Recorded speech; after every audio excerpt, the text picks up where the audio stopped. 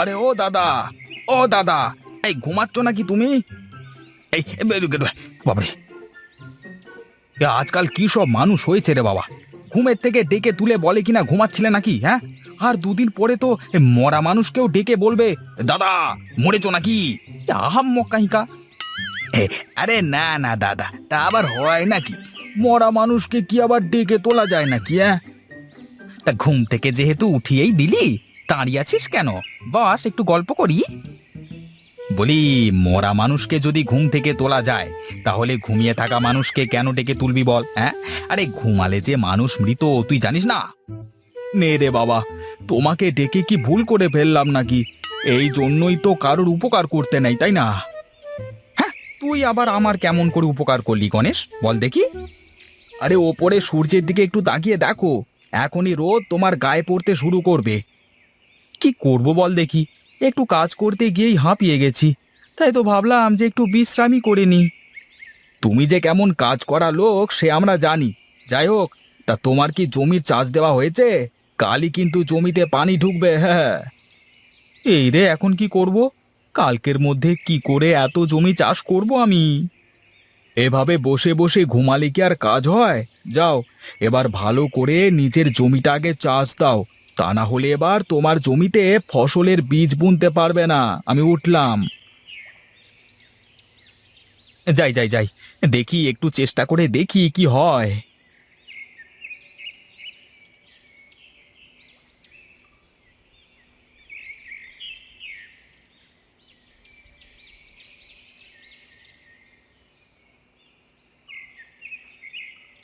ও হারাধন, কি করিস রে বাবা?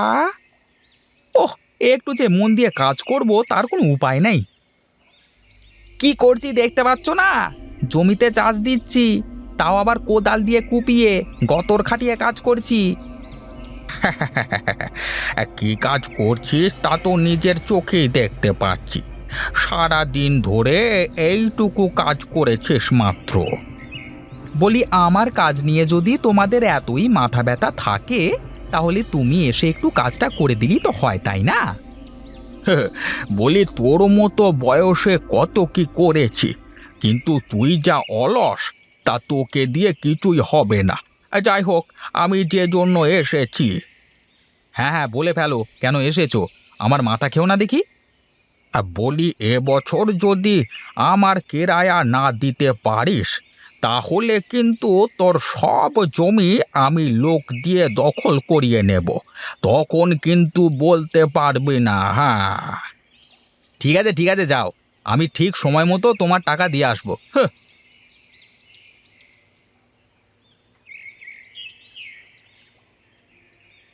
বেলা তো শেষের দিকে, এখনো মাঠ থেকে ফিরল না তো লোকটা। এই গরমের মধ্যে মাঠে সারাদিন কি করলো কে জানে। ওগো, তুমি এসেছো? আমি আরো ভাবছি যে এখনো এলে না কেন। জমিতে চাষ দেওয়া কি শেষ করে এলে?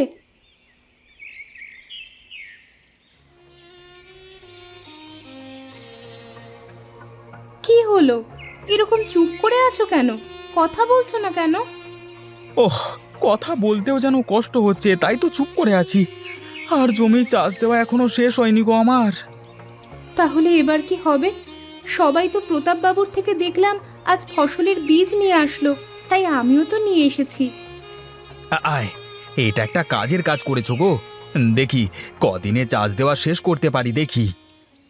মানুষ একদিনে করে ফেলে, আর তুমি? তোমার মতো অলস আমি জীবনে দেখিনি। হ্যাঁ, আমি অলস, তাতে তোমার কি? যাও না, যাও, বাপের বাড়িতে চলে যাও। আমার মতো অলসের সাথে তোমাকে সংসার করতে হবে না। এত সময় যে আসলাম, কই এক গ্লাস পানি তো এনে দিতে পারতে, তাই না? তোমার পানি তুমিই ভরে খাও।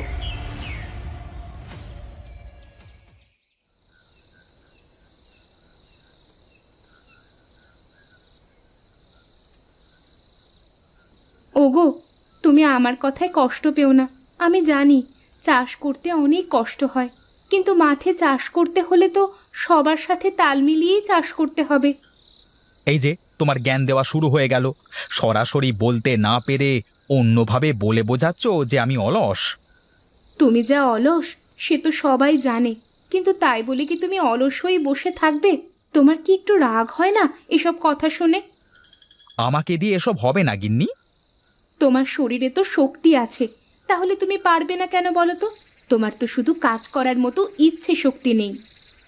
ইচ্ছে শক্তি তো আছে গিন্নি, কিন্তু কি করব বলো, যখনই কাজে যাই কিছুক্ষণ করবার পর আর করতে ইচ্ছে হয় না। তুমি যদি একটু চেষ্টা করো তাহলে কিন্তু আর আমাদের এসব দিন দেখতে হয় না। আর রোজ রোজ আমার পরের বাড়িতে কাজ করতে যেতেও ভালো লাগে না। বেশ তো যেও না। কে বলেছে তোমাকে কাজে যেতে? আমি বলেছি?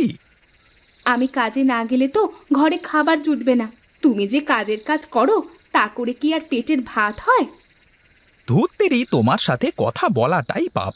আমি ঘুমালাম।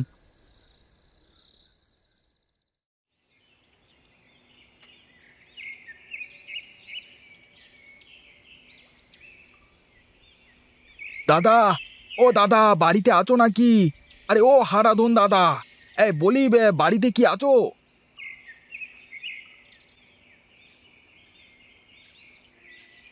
তোমার দাদা তো নাক ডেকে ঘুমাচ্ছে গণেশদা।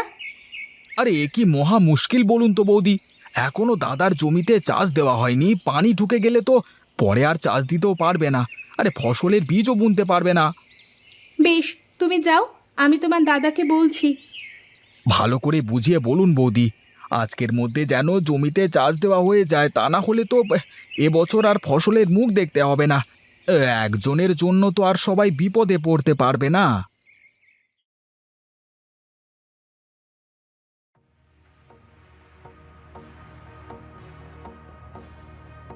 ওগো ওঠো, অনেক বেলা হয়ে গেছে। তো আর একটু ঘুমাতে দাও না গিন্নি। ঘুমিয়ে না পোষালে তো কিছুই করতে পারবো না সারাদিন। তোমাকে কিন্তু আমি খুব ভালো করে চিনি। সারাদিন পড়ে পড়ে ঘুমালেও তোমার ঘুম পুজবে না। ওঠো তুমি। ওগো গণেশদা এসেছিল, বলল আজকের মধ্যে জমিতে চাষ দিতে না পারলে নাকি এবছর ফসল ফলাতে পারবে না আর। এ আবার কি কথা? একদিনে কি এত জমি চাষ দেওয়া সম্ভব? অত কিছু বুঝি নে বাপু, তুমি যাও যত তাড়াতাড়ি পারো। যতটুকু পারো ততটুকুই চাষ দিয়ে বীজ বুনে এসো।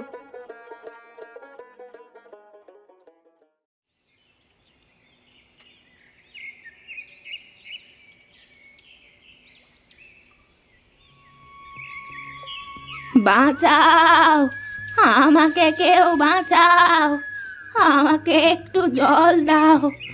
তৃষ্ণায় তৃষ্ণায় বুকটা তো ফেটে গেল। ও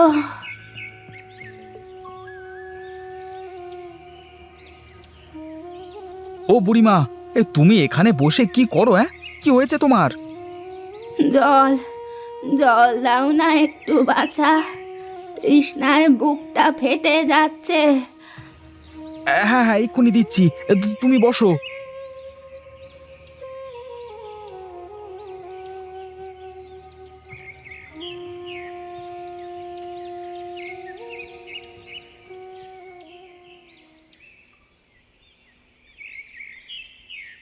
তোমার বাড়ি কোথায় বুড়িমা? চারকুলে আমার কেউ নেই রে বাবা, গ্রামে গ্রামে ভিক্ষা করে খেয়ে বেড়াই। সে কি কথা! চলো চলো, তুমি আমার সাথে আমার বাড়িতে চলো। কোথায় আর যাব রে বাবা, কোথায় নিয়ে যাবি আমাকে? আমার বাড়িতে নিয়ে যাব বুড়িমা। ছোটবেলায় মাকে হারিয়েছি, তাই মায়ের আদর বুঝতে পারিনি। আজকে এক মাকে আমি এভাবে ফেলে রেখে যেতে পারি না।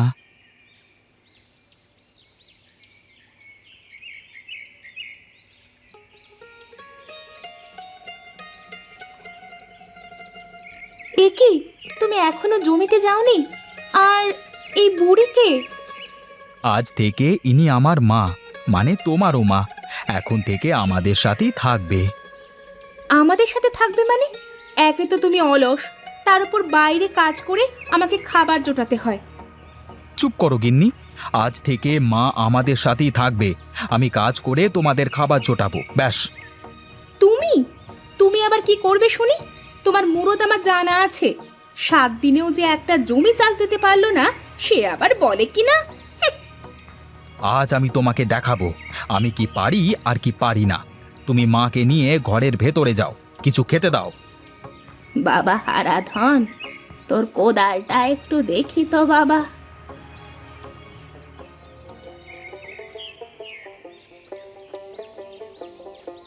যা বাবা, তুই জমিতে গিয়ে চাষ দিয়ে আয়।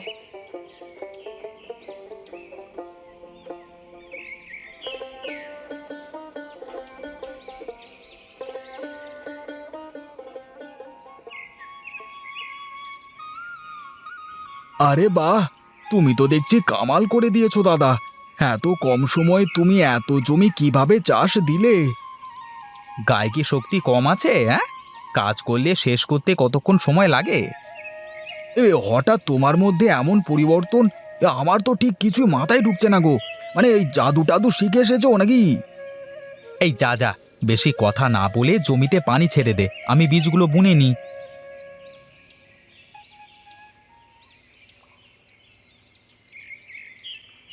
এত জমি চাষ দিয়ে ফেললাম এত কম সময়ে, সত্যি আমারও তো বিশ্বাস হচ্ছে না।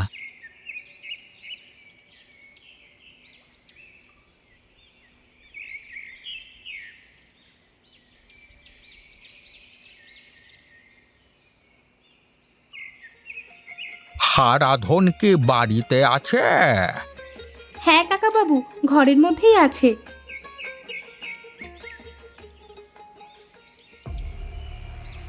আমি জানতাম তুমি ঠিক চলে আসবে, তাই সাথে করে টাকা রেখে দিয়েছি। এই নাও তোমার টাকা। আজকের পর থেকে তুমি তোমার মুখ আর আমাকে দেখাবে না, বাও। এভাবে বলিস নে হারাধন বাবা, বিপদে পড়লে কিন্তু আমার কাছে যেতে হবে।